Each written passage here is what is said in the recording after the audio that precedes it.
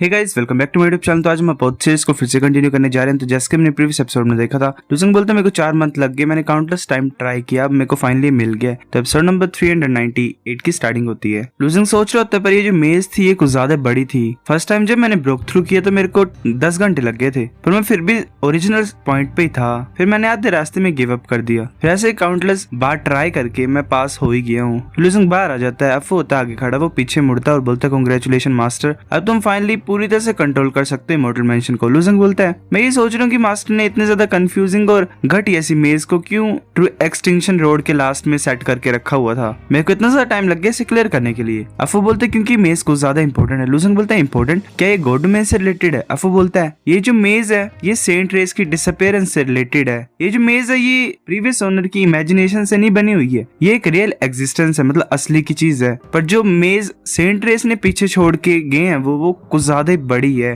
और इससे ज्यादा खतरनाक है। जो ओनर था वो 12 गॉड एरास तक फंसा हुआ था अंदर। फिर बाद में वापस आने के बाद उसने छोटा सा पार्ट अपनी मेमोरीज के अकॉर्डिंगली यहाँ पे बनाया। लूजिंग सोच रहा होता है मास्टर भी सक्सेसफुली पास नहीं कर पाए सेंट रेस की मेज को। अब वो बोलता हाँ, इसलिए जो ओनर है वो चाहते हैं कि तुम इस मेज की कंडीशन को पता लगा सको और इसे अपने माइंड में रखो, इसलिए ये ट्रू एक्सटेंशन रोड के लास्ट में फिट करके रखी हुई है। लूजिंग बोलता है तो इस कुन टोकन का क्या सीन है, क्या ये बैरियर को ओपन करता है। अब वो बोलता है नहीं, ये कल्टिवेशन टावर को ओपन करने के लिए है। जो कल्टिवेशन टावर वो 4 लेवल्स में डिवाइड किया जाता है। जो फर्स्ट लेवल है उसमें जो टाइम है वो नॉर्मल तरीके से फ्लो करता है। जो सेकंड लेवल है उसमें 100 टाइम्स फास्टर होता है नॉर्मल से। जो थर्ड लेयर उसमें 1000 टाइम फास्टर होता है नॉर्मल से, और जो फोर्थ लेयर है उसमें 10,000 टाइम्स फास्टर होता है। लूजिंग बोलता है क्या अगर लॉज इतने ज्यादा कॉम्प्रेस है तो बाकी के लॉज डिस्टॉर्ट नहीं हो जाएंगे, मतलब खराब नहीं हो जाएंगे? क्या सच्ची मुच्ची अच्छा है कल्टिवेशन के लिए? अफू बोलता है सेंट्स के लिए ऑफ कोर्स ये अच्छा नहीं है, और ऊपर से बात है कि सेंट को इतना ज्यादा टाइम चाहिए नहीं होता है, और ये तुम्हारे लिए बनाया गया है। और ये जो स्पेस है जो मास्टर ने क्रिएट किया वो नेचुरली स्टेबल है और तुम्हारे पास अंदर फिर टाइम होगा प्रैक्टिस करने का। तभी वहां पे कोई आ जाता है, वो बोलता है कि कल्टीवेशन करने मत जाओ पहले। वो बोलता है तुम्हारा प्रॉमिस का क्या हुआ कि तुमने बैरियर ओपन करना था, पहले वो करो। दूसरा बोलता है हाँ, हम काफी सारे लंबे टाइम से वेट कर रहे थे। अब वो बोलते तो ठीक है, मैं सभी स्कैंडी बींग्स को इन्वाइट करता हूँ इमॉर्टल मैंशन में ताकि वो लीव कर सके। रिफाइनिंग सन ऑफ गॉड को भी मैं बैरियर को ओपन करता हूँ। तुम सभी टोकन्स को ऑर्डर में प्लेस करो सेंटर में इमॉर्टल मैंशन की। लूजिंग बोलता है ठीक है। लूजिंग जा रहा होता है तभी कोई से आवाज लगाता है, वो बोलता है मास्टर। जो 2 ट्रू गॉड से उनको छोड़ के बाकी सभी चल गए हैं। लूजिंग भी पीछे की तरफ देखता है। लूजिंग बोलता चलो स्टार्ट करते हैं। लूजिंग सारे जो भी टोकन्स होते हैं उन्हें एक प्लेसमेंट लगा देता है। उनकी एनर्जीज ऊपर की तरफ जारी होती हैं और एक यिन और यांग का साइन बनता है। वो जो यिन और यांग होता है वो नीचे आता है और वेल उन टोकन्स के बीच में आ जाता है। अफू बोलता है अपना हाथ बीच में डालो। लूजिंग बोलता है ठीक है। लूजिंग जैसे एंटर करता है उस यिन और यांग साइन में अपने हाथ को, वो सोच रहा होता है ये तो 8 टाइग्राम्स अलाइव हैं, ये मेरी बॉडी के साथ इंटीग्रेट होना चाहते हैं। वो जो 8 टाइग्राम होता है वो लूजिंग के फोरहेड में लग जाता है, मतलब एक तरह से बैंड टाइप ही। लूजिंग सोच रहा होता है अब मेरी सोल पूरी तरह से कनेक्ट हो गई है इमॉर्टल मैंशन से। अब मैं एक सिंगल थॉट से ही इमॉर्टल मैंशन के डोर को खोल भी सकता हूँ और बंद भी कर सकता हूँ, पर मेरे को भी बैरियर को ओपन करना जो कि इमॉर्टल मैंशन के बाहर है, वॉइड बबल अरे। ये जो बैरियर है स्पेस ऑफ गॉड डोमेन में भी ट्रांसफॉर्म हो सकता है या फिर स्पेस ऑफ यूनिवर्स में भी ट्रांसफॉर्म हो सकता है। ये 2 स्पेसेस के बीच में ट्रांजिशन टाइप है। वर्ल्ड मैन बोलते है कि लूजिंग तुम क्या सोच रहे हो, जल्दी करो। दूसरा बोलता है कि हाँ हमें जाने दो पहले। लूजिंग पीछे देखता है, फिर अपने हाथ को ऊपर की तरफ उठाता है, चुटकी बजाता है और बोलता है वॉइड बबल अरे ब्रेक। लूजिंग सोच रहे होते मेरा फर्स्ट टाइम है मैंने बैरियर को ओपन किया है, इसका मतलब अब मैं एक्चुअल में गॉड डोमेन में हूँ। तभी लूजिंग के हाथ में जो रिंग होती है वो ग्लो करती है। लूजिंग बोलते क्या चल रहा है यहाँ पे। वो रिंग ऐसे ग्लो करती है और ऊपर की तरफ उड़ जाती है, वो हवा में होती है। लूजिंग बोलते नहीं, मैं तो भूल ही गया था कि जो ज़ूमी रिंग है वो तो मैं यूनिवर्स से लाया था, तो वो जो स्टफ है वो वहीं पे रह जाएगा। उसका जितना भी सामान होता है वो बाहर निकल आता है और वो गायब हो जाता है। मतलब एक्चुअल में ये यूनिवर्स की चीजें हैं, जितना भी ये सोना वगैरह है तो ये गायब हो जाएगा क्योंकि अब ये गॉड डोमेन में पहुंच गया एक तरह से। लूजिंग बोलता है क्या अब लास्ट में मेरे पास सिर्फ ग्रेड 1000 हैवी स्वॉर्ड ही बची हुई है। लूजिंग सोच रहा होता है ये अच्छी बात है कि मैंने जो इम्पोर्टेंट चीजें थी उसे हेवन वर्ल्ड में डाल दिया था पहले ही, और जो ग्रेड 1000 वर्ल्ड अब जो ग्रेड 1000 हैवी स्वॉर्ड है उसके अलावा जितनी मेरी चीजें थी वो बेकार हो गई हैं। तो बिग माउथ बोलता है कि ये ग्रेट, अब हम फाइनली जा सकते हैं। लूजिंग बोलता है प्लीज वेट करो। बोल्डमैन बोलता है अब क्या चाहते तुम। लूजिंग बोलता है कि तुम्हें याद है क्या प्रॉमिस किया तुमने मेरी हेल्प करनी है एक चीज को अकॉम्प्लिश करने के लिए। बोल्डमैन बोलता है ऑफ कोर्स फ्यूचर में अगर हम मिलेंगे गॉड डोमेन में तो हम तुम्हारी हेल्प करेंगे जो तुम्हें चाहिए। वो बिग माउथ बोलता है हाँ वैसे बोल रहे होते कि हाँ भूलो मत, हम भूलेंगे नहीं, मतलब तुम चिंता मत करो। लूजिंग बोलता है इस डोर के बाहर गॉड डोमेन। अफू कितनी बड़ी है गॉड डोमेन, मुझे पता नहीं कि मैं अपनी सिस्टर से कब मिलूंगा। अफू बोलता है कितनी बड़ी है, इन दोनों की तरफ देखो, इन्हें कुछ साल लग जाएंगे वर्लपुल फॉरेस्ट से बाहर निकलने के लिए। लूजिंग बोलता है चलना, उड़ क्यों नहीं सकते हैं। अफू बोलता है वो यहाँ पे उड़ नहीं सकते हैं, अगर तुम बिलीव नहीं करते तो तुम ट्राई क्यों नहीं करते। लुजंग हैरान होता है। लुजंग फिर विंड बोलता है और वेल विंड एलिमेंट को यूज करने की कोशिश कर रहा होता है पर नहीं यूज कर पाता। लुजंग सोच रहा था क्या वो सोच रहा था जितनी भी लो की पावर थी वो गायब होगी, मैं उड़ नहीं सकता हूँ। लुजंग बोलता है शेप शिफ्ट का क्या सीन है। लुजंग वेल स्पेस को ओपन करने की कोशिश करता है पर वो भी नहीं कर पाता। अफू बोलता है ये यूजलेस है।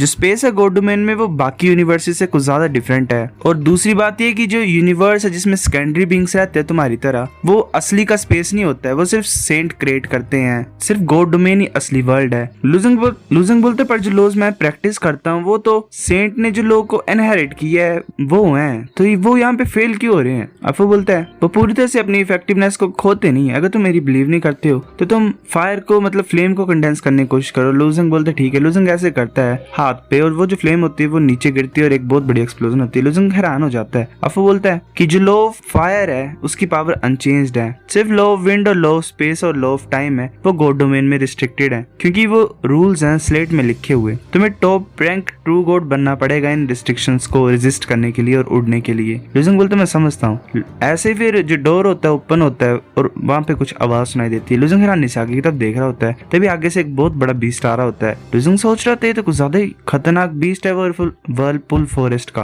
मुझे याद है जब मैं पहली बार इमॉर्टल मैंशन में आया था तो मैंने एक बहुत बड़ा टाइगर देखा था, व्हाइट टाइगर बैरियर के एज में। तब बैरियर था पर अब नहीं है। वो जो बीस्ट होता है वो लुजंग की तरफ देखता है। लुजंग डर जाता है और कुछ नहीं कर पा रहा होता। लुजंग सोच रहा होता है इसके देखने से ही ऐसा लग रहा है कि कुछ ज्यादा ही बिलियन पाउंड की पावर मेरे ऊपर गिर रही है। एक तरह से प्रेशर लग रहा है मेरे ऊपर, मैं मूव भी नहीं कर पा रहा हूँ। अब वो बोलता है कि ध्यान से जो भी बीस्ट है वर्लपुल फॉरेस्ट के वो कुछ ज्यादा पावरफुल है। नॉर्मल ट्रू गॉड उनके अगेंस्ट में कुछ कर ही नहीं सकते हैं। ये जो एप है अपने काइंड को बुला रहा है, ये किसी भी मूवमेंट में अटैक कर सकता है। तुम ब्लैकी को रिलीज करो। लुजंग बोलते ठीक है। लुजंग बोलता ब्लैकी बाहर आ जाओ। उसकी चेन टूट जाती है। वो जो ब्लैकी होता है वो बाहर आ रहा होता है। वैसे जंप करते आगे की तरफ मूव कर रहा होता है। वो बिल्कुल ही पास ही पहुंच गया होता है इमॉर्टल मैंशन के। लुजंग को पकड़ने लगा होता है। लुजंग सोच रहा था नहीं ये मेरी तरफ आ रहा है, तो अपने हाथ को आगे की तरफ करता है और लुजंग को पकड़ लेता है। लुजंग सोच रहा था स्पीड ये तो जान बी हाई से जरा भी स्लो नहीं है इस बीस्ट की। तभी ब्लैकी वहां पे आ जाता है और जल्दी से उसके पास ही पहुंच जाता है। लुजंग सोच रहा था ब्लैकी है, मुझे पता नहीं कि इतना बड़ा भी हो सकता है। ब्लैकी इस बीस्ट के हाथ को खा जाता है और वेल अलग ही कर देता है। लुजंग सोच रहे थे कितना ज्यादा स्ट्रॉन्ग है। हैरानी की बात नहीं है कि ये इमॉर्टल मैंशन का गार्ड है। वो अपने पंच को करने लगा होता है और मारता है नीचे ग्राउंड में, पर ब्लैकी डोज कर लेता है। ब्लैकी ऐसे ही मतलब चिल्ला रहा होता है,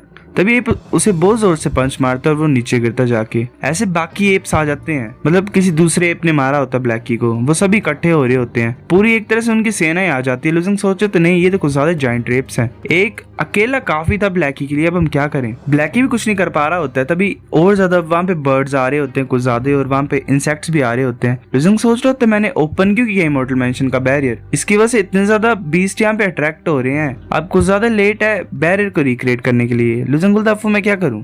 अफू सोच रहा होता है कि मैंने ये सोचा नहीं था और एक्सपेक्ट नहीं किया था कि ये जो सभी हैं ये अभी भी सोचते हैं कि इमॉर्टल मैंशन के अंदर वो चीज है नीचे, यहाँ पे तो कुछ ज्यादा ही है। अफू बोलता है ऐसा तो कुछ ज्यादा ही फियर्स बीस्ट है वर्लपुल फॉरेस्ट में, पर एक सीक्रेट वेपन है इमॉर्टल मैंशन में। मास्टर एक्टिवेट कर दो किलिंग रे को इमॉर्टल मैंशन की। लुजंग बोलता है हाँ तुम सही बोल रहे हो, मैं एक्टिवेट करता हूँ रे को। लुजंग बोलता है सभी फॉर्मेशन को ओपन करो इमॉर्टल मैंशन की। एक स्वॉर्ड उड़ जाती है ऊपर की तरफ, उस स्वॉर्ड से कुछ ज्यादा लेजर टाइप शूट हो रही होती है, उन सभी बीस्ट को मार रही होती है और बर्ड्स को मार रही होती है और इंसेक्ट्स को मार रही होती हैं। लुजंग सोच रहे थे डिवाइन स्कॉर्पियन अरे जो कि पॉइजन को यूज करता है और पॉइजनस इंसेक्ट्स को कंट्रोल करता है। 3-4 अरे जो कि जाइंट बीस्ट के ऊपर अटैक कर रहा है, यह भी जाइंट एप के साथ डील कर रहा है। फ्लाइंग ड्रैगन अरे जो है वो उड़ने वाले टारगेट्स के ऊपर अटैक करता है, वो ऐसे अटैक कर रहा होता है और उन बीस्ट को मार रहा होता है। लुजंग थोड़ी प्रॉब्लम में होता है, तभी उसके ऊपर एक एनर्जी टाइप फॉर्म होती है। लुजंग सोच रहा था ऐसे ही वेव्स जो है बीस्ट की वो मरती जा रही है, पर इन्हें जरा भी डर नहीं है, तो मैं ऐसा क्यों नहीं ट्राई करता हूँ। वो जो एनर्जी होती है वो एक इंसान में मतलब कन्वर्ट हो जाती है और उसके हाथ में हैमर होता है, वो हैमर को नीचे मारता है। लुजंग सोच रहा था नाइस,